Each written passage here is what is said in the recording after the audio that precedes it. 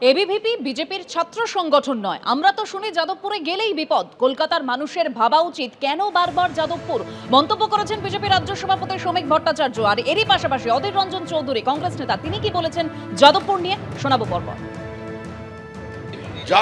যাদবপুর ছাত্রদের বিষয়, তারা ক্যাম্পাসের ভেতরে কি করবে এটা তো ছাত্ররা বলবে। এবিভিপি তো আমাদের স্টুডেন্ট অর্গানাইজেশন নয়, তারা একটা জাতীয়তাবাদী ছাত্র সংগঠন। আমরা তো বারবার শুনে থাকি যাদবপুরে গেলেই বিপত্তি।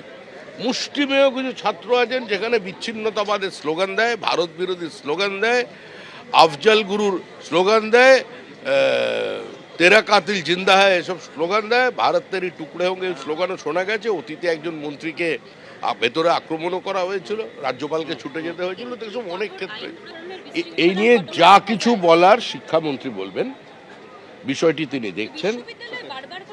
না না, এটা তো কলকাতার মানুষেরও বোঝা উচিত কেন যাদবপুরে এটা হচ্ছে।